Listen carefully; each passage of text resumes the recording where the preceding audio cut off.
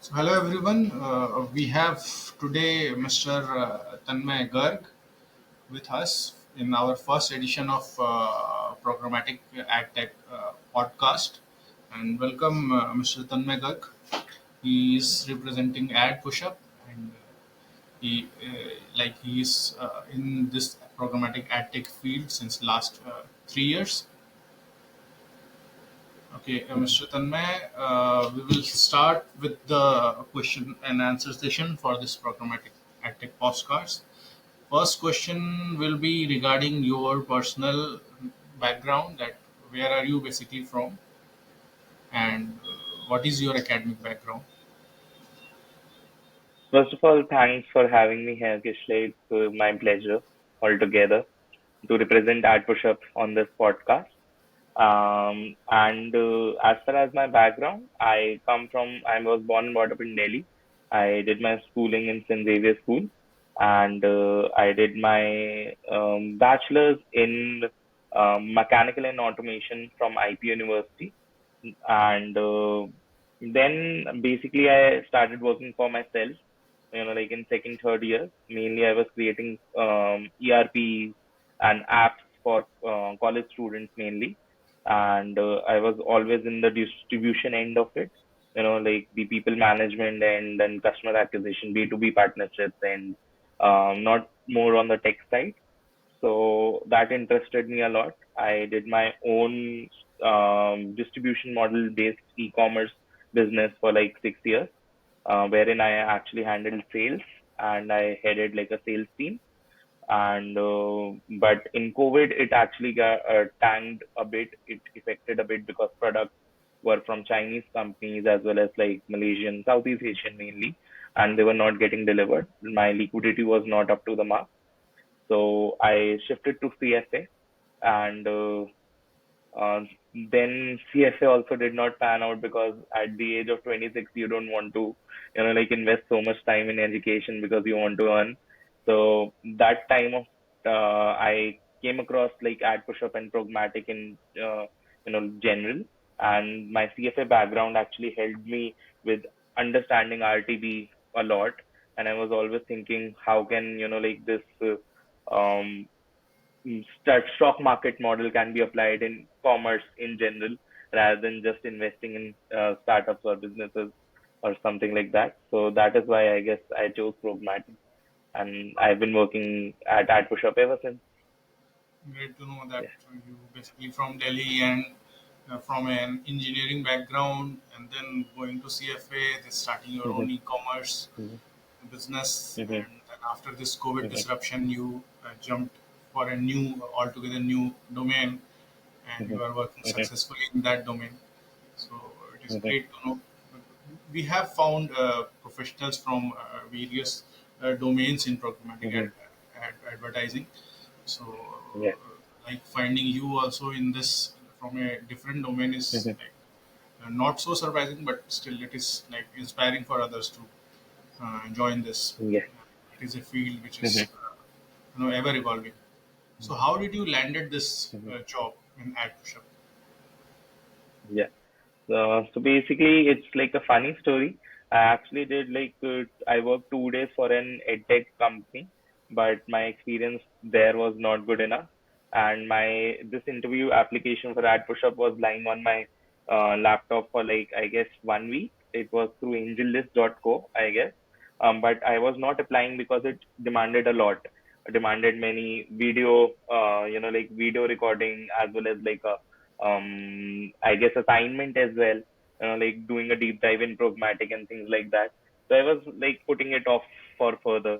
But those 2 days at that job made me push and apply me more for this job. And it took me like 2 days in whole. Once I got into reading about, like the whole ecosystem, like I did a media math course in 2 days and actually like went into deep dive mode to understand everything and did an assignment, and my interview was there, and within the next 3 days I guess I got an acceptance, and fourth day was my first working day at that push up. Okay, great, So great to know that. yeah. So, Tanmay, my third question will be that, how was your initial year in programmatic? Like after you landed the job, how was your Mhm. first year? You found it difficult, or you started assimilating in the atmosphere of the ad tech companies? Mhm. So again, a great question. So basically, for first 3 months, I felt like I was just catching up. There was so much to do, like so much to understand, so many tech. Actually, AMP was making waves back then, and like CWV was, like being pushed by Google. So there was new things also in the market that I was able to catch up to and understand, and so many things were happening as it keeps on happening in Programmatic or in like ad space in general. So it took me 3 months to catch up, I guess. I felt like too registered. I did so many courses, GAM being one of them, a very exhausting course, right?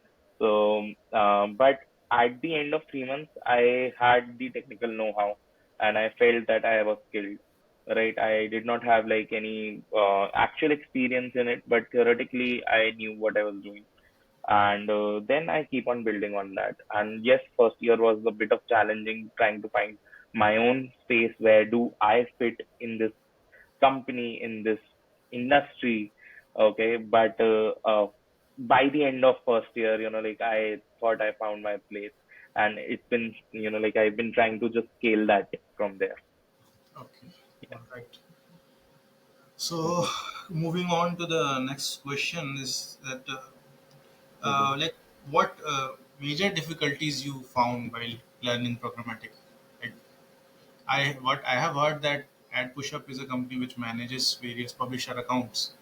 So, like, Mhm. what kind of difficulties or like what kind of challenges you were having like while learning and implementing things?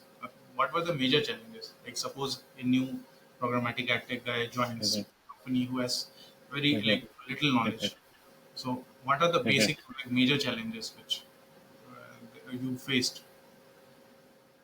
So I guess self-learning is a big challenge because nobody has time to actually stop their work and teach you, right? And you can also not stop the work while self-teaching you, right? So self-teaching is not an enough work.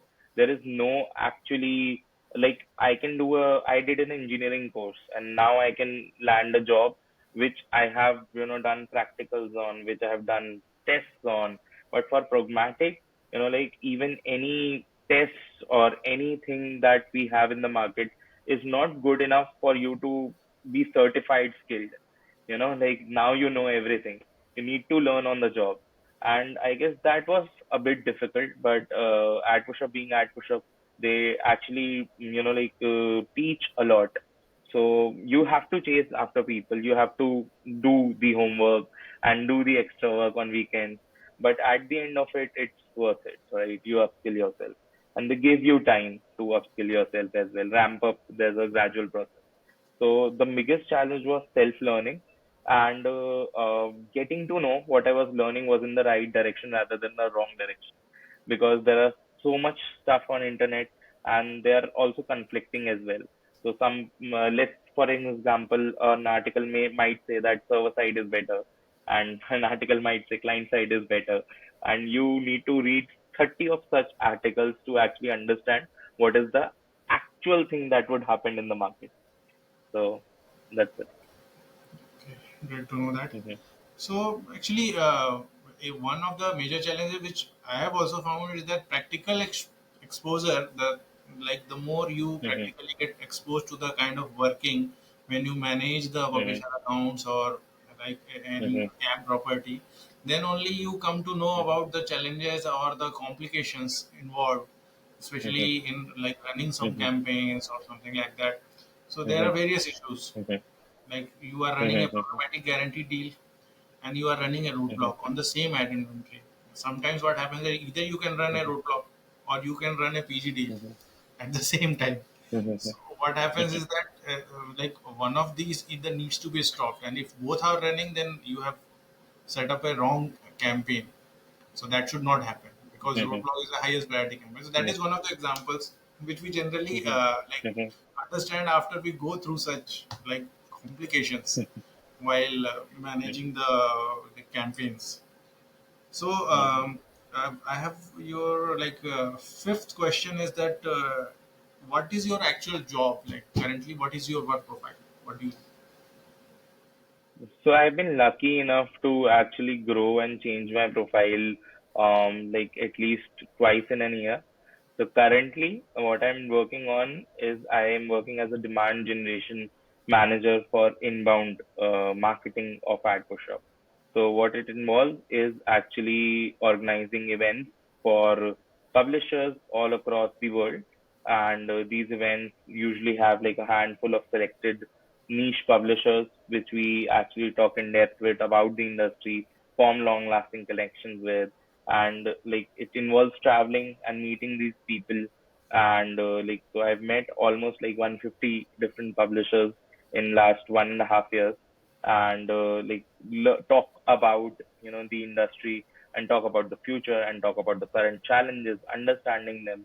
So this is big part of it. Then another thing I handle in-house marketing operations, as well as I used to handle. Currently, I am actually handing it over to someone, but I used to do campaigns, internal campaigns, marketing campaigns as well, like advertisement campaigns. So that Okay. was also something I was doing till now. Yeah. Yeah. One of the important points to note here is that irrespective of however Mm-hmm. perfect you are in your technical knowledge, that the things you are Mm-hmm. doing, like you are generating the demand for Mm-hmm. your company, because the more Mm-hmm. more Mm-hmm. clients you onboard, that benefits you only Mm-hmm. at the end of the day, and that is what Yeah. matters. Mm-hmm. The numbers. Mm-hmm. So, the kind Mm-hmm. of publisher meetups and all are a very good way of giving exposure to other publishers that you are there in the tech. Although there are many companies, but your way of approaching the Mm-hmm. publishers is unique, because what I have also learned during the last publisher meetup when Mm-hmm. we met. Mm-hmm. So it is Mm-hmm. good, and it is challenging also to finally Mm-hmm. convert the leads which you get. Yes. Mhm. Yes. But So we we cannot have. Mhm. ignore Yeah. Yes. the role of marketing in this. Sure. Yeah, Sure. please. Definitely. So basically, I don't have like targets about. Obviously, internally there's a measurement system and things are there. But from a marketing standpoint, we have the ideology to create a publisher-focused community rather than creating customers. But obviously, customers also get created. At the end, it's a business, right? But It's a smart. that is the ideology that we approach It, people. Yeah. it is a smart way to in order to Yeah. because I have seen the content also available on AdPushup. They Mhm. have very good Mhm. catchy content as well as informative also. So in Mhm. that way, I found it very useful. Sometimes even for my own knowledge also. So moving on to the next question, that do you believe upskilling is important for programmatic professionals? Like you I need. think it's necessary. So, staying relevant in this industry is necessary, because otherwise you won't understand anything. Even if your job is sales or if your job is ad ops, like obviously upskilling is very necessary. But even if you're working in marketing, something that can be requiring marketing skills only. But if you don't understand programmatic, you won't understand your customer, you won't understand the problems, and you won't be able to like solve those problems for them. So you won't be able to get them to your website or get them to fill a form or anything like that. So understanding the industry is very important. Otherwise, you might end up spending a lot on some customers who for whom you won't have a solution, right? So that is there as well. So upskilling is really important in this industry, and that needs to be done like time to time as well, not just via course or one-time thing. From time to time, just getting to know how AI is actually helping the industry, or how AI is actually making things work for like professionals. So everything needs to be be kept in loop of. Okay, great to know that. And Mhm, moving on to the next question that I would ask you, what do you think is the most important thing for advertisers when you are running a campaign? mhm, So what they mhm, do look out for? What is the major most important thing for them? Is it conversion, or is it like they are only mhm, concerned about the impressions or clicks? mhm. So there are like two kind of advertisers out there. There are like people who just want to build a brand, right, or get recognition. So obviously, an impression or even clicks, like that is something they'll be focused upon. But there are like actual products in the market that want a sale, right? So for them, it's only conversion. But at the end, even if you're trying to build a brand, right, you're pushing like an offer or anything like that, the more user engages with your ad, even if it's like a form or a page visit or anything, the more valuable your campaign becomes. And at the end of the day, these people are also doing a job. They also have to show where their, like spend was, what is the ROI, right? So an ROI in terms of engagement or ROI in terms of conversions, like a conversion ROI will always be a better proof of performance, right? Right. So I think personally, proof of performance comes through conversion, but being a part of Programmatic and seeing these things work on impression basis, CPM basis, and things like that, I think that is the best input based performance measurement an advertiser can do. Output can be measured on conversion, input can be measured on impression. So Okay. that is basically my viewpoint from it. Yeah, beautifully Yeah. explained. And Mhm, like for viewers, I would like to state that it is a very great example given by Mr. Tanmay, that you need to see the ROI in terms of conversions or in terms of the other things which he has already mentioned. So that mhm, is a great perspective which you have given regarding that what is the actual success of a campaign. mhm. So moving on to the next question that I would ask you, what type of creative is in demand currently?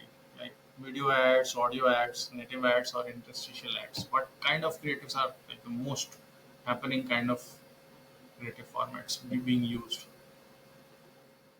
So, basically, currently, video ads are all the, like new kind of ads that have taken up, because initially there were like no demand partners were there, like people were not actually giving enough ads for people to earn, although they were high paying ads and high engagement rate was there.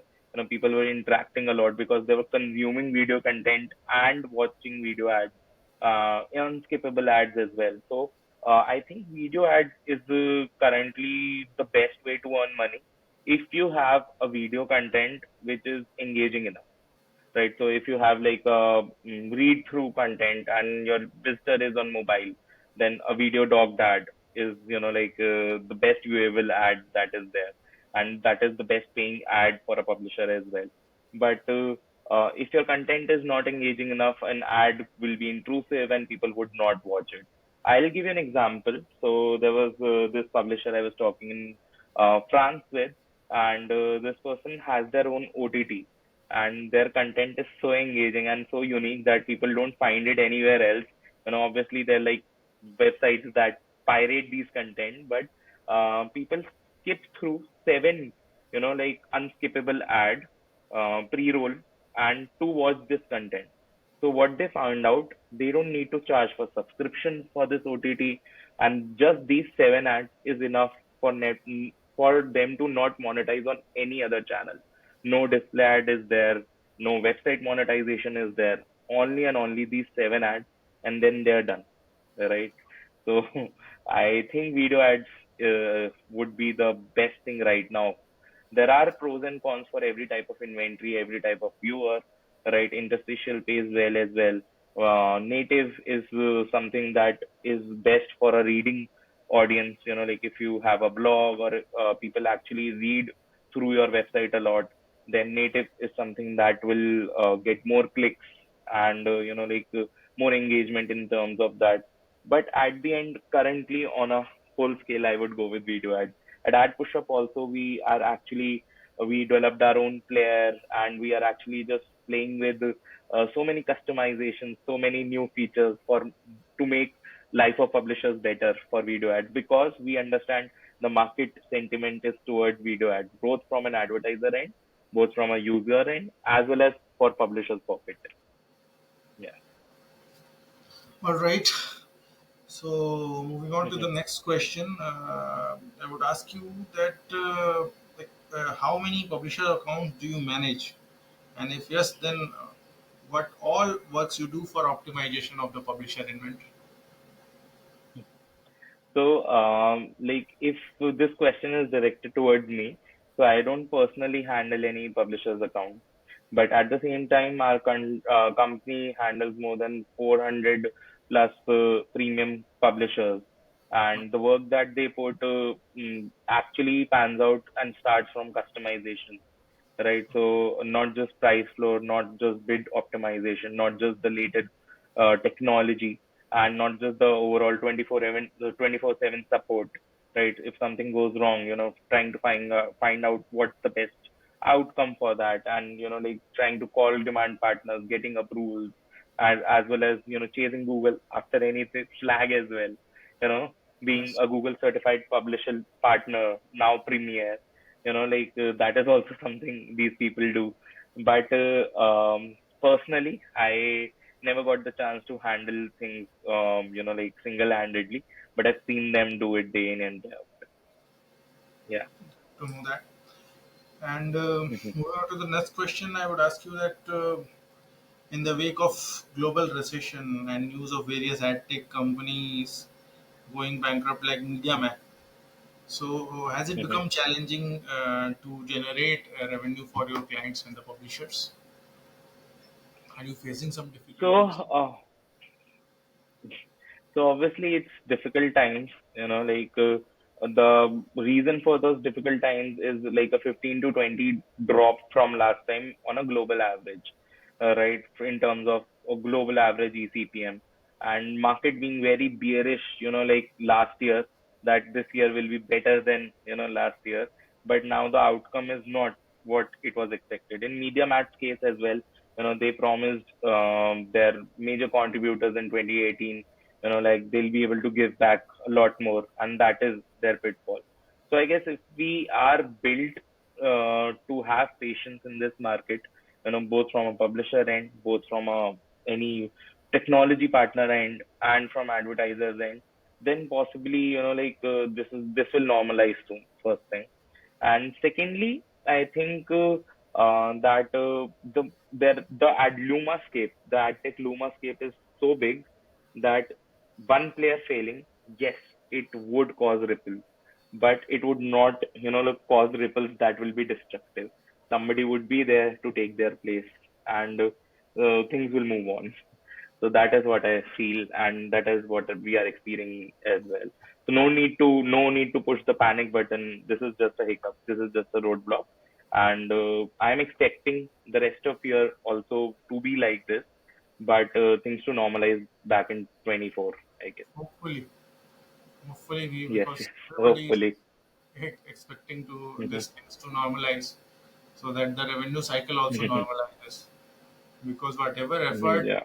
the advertisers as well as the publishers or the publisher account managers are taking is, I think, Mhm. up to the optimum level, but you cannot do much Mhm. about the advertisers not spending much or they being choosy currently. Exactly. So that is one of the Exactly. roadblocks which is affecting everybody currently. Exactly. But Not with what we can do, just to add there, what we can do, like as I said about the video, right? So we can understand where these advertisers are spending on and just pivot to that. Let's say the advertisers want contextual, right? Let's just take an example, or let's say the advertiser is not, like happy with a server side setup or something like that. Like they're not paying you enough. Just pivot to get the best outcome for you. So that is what we can do. right, Yeah. right, right, right. Mhm. So moving on to the next question.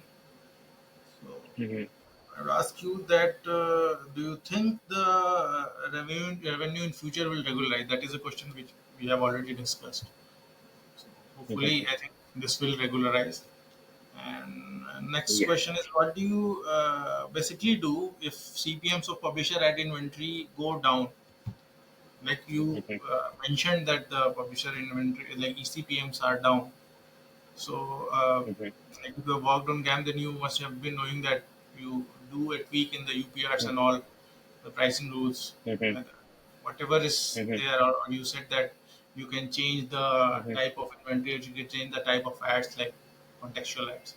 So, Mhm. what are you Mhm. currently doing? Like, it's a mix of all these. So basically, I think first identifying why they are going down is also a big part of it. Looking things at a global level or at a geo-specific level where their traffic is coming from, right? That is also very important. And once we identify if the issue is, like people are not giving enough money, there are like few countermeasures that you can take. First thing, pitch them to more demand, like plug in more demand, right? Or check if, let's suppose, applying few price floors, like can bump up your revenue, or check if the problem is a fill rate problem. Then, like you need to do different kind of things, to have line items in your tag so that fill rate is not zero, at least. Even if selling to ad networks, like you said, right? ISETC does. So things like that, right? So making the best out of the situation is the first thing. And secondly, check for incremental revenue. Right? Once we have making the best out of the current situation, check incremental revenue, whether it is increasing number of ads or increasing number of ads per user by, like refreshing inventory, or, like having ad block inventory monetized, or any other solution in the market, trying and testing different technology providers, like even subscription model, or even, just getting an audience layer in the market to make your audience more valuable to these advertisers. That can be something as well. So I think trial and error is what this industry was built on, and these times, making the best of the situation should be our outcome, rather than, like playing the blame game, like asking for advertisers to pay more and hampering the, relation in the process. And private deals, like private PMP, as well as direct deals, like managing those deals in this time can be also very healthy from a publisher standpoint, because these deals save you from a further downfall. If, let's suppose, there will be a downfall, and these will always be available for you to fall back on whenever, prices go down. So having them as a backup to Programmatic is always a plus. So there is no like fixed formula for like increasing the CPMs or the revenue. You need to keep on experimenting with other things, whatever is possible from your side. Yeah. Okay. So basically, if you can increase the format or increase the price floor or something like that, what end up happening, you may hamper user experience, and that in turn, makes your overall earning go down. So rather than just focusing on CPM, I think we should focus on the overall earning, the bigger picture, and make that as best as possible. Just not focus on CPM, either by increasing the number of ads, or increasing the type of ads, changing the types of ad, as I said, or plugging in more demand and having like a later ad load speed or something like that. All right. So, So moving on to the next question, I would ask you that what do you think is better, open bidding or header bidding? okay. So basically, open bidding is really simpler than header bidding, right? Since Google does most of the work, right? But at the end of the day, like for advertisers, having first party cookies is what matters most. So when in header bidding, the a client side option is done, advertisers may bid more on that because they know more about the user, right? But on a server side, like open bidding, advertisers may not know more about the user. So, in all, there are pros and cons to both. But if you want a simpler setup, open bidding is there, and if you have an access to that, like not everyone also gets access to that. So if you get access to that, open bidding is quicker, easier, and more stabler.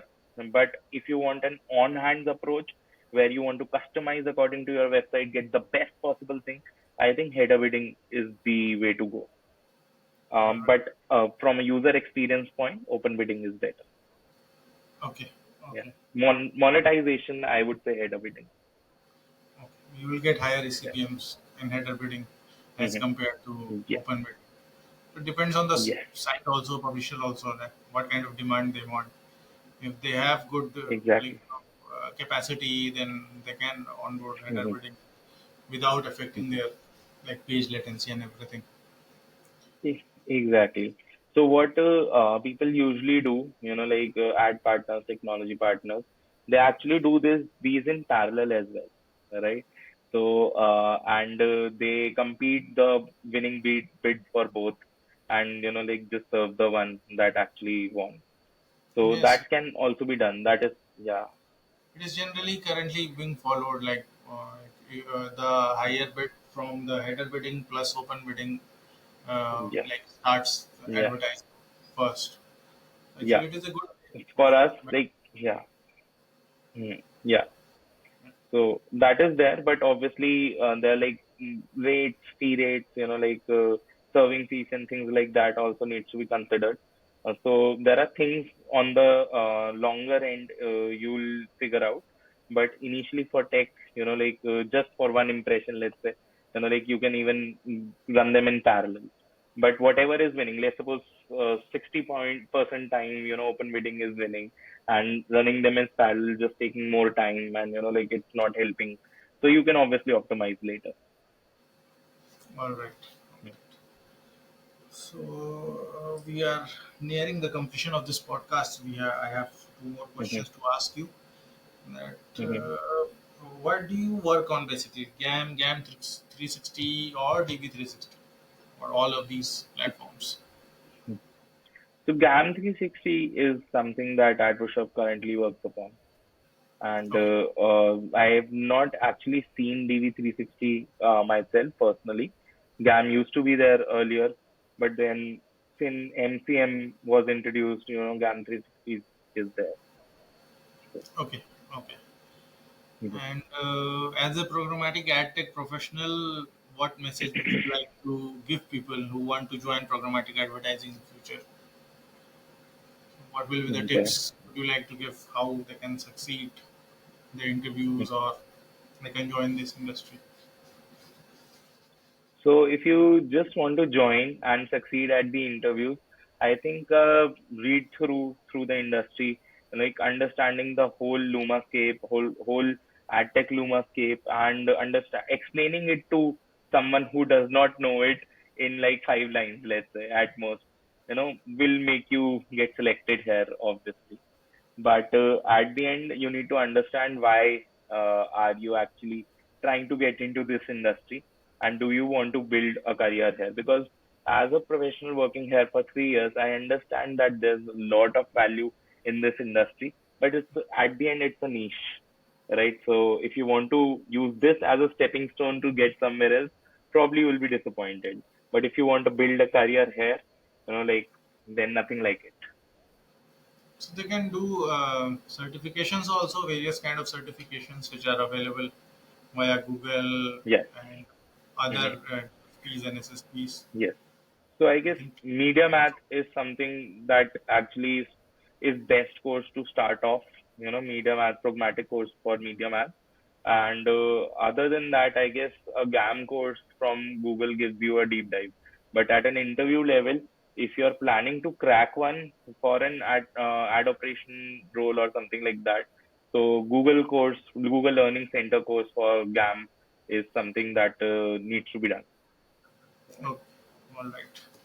Uh, Otherwise, if So you're from marketing like me, like just media math would be enough to get started.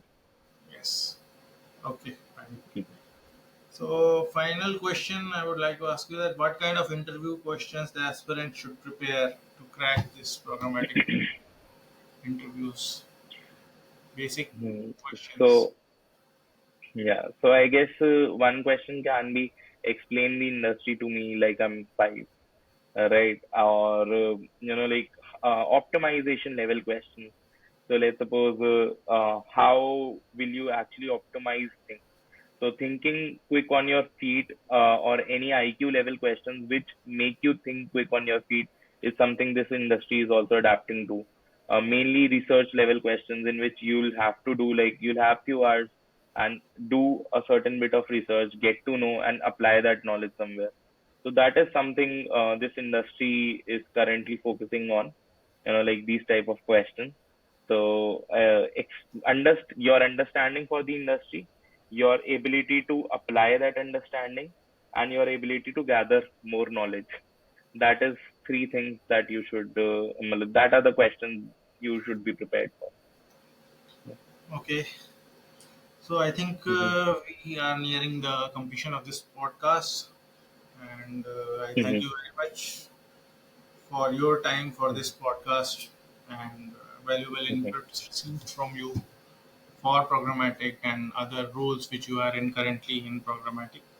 So it was also good to know that apart from your programmatic technical domain, you also manage the lead demand generation for your company. And it was great having you as our first programmatic podcast guest.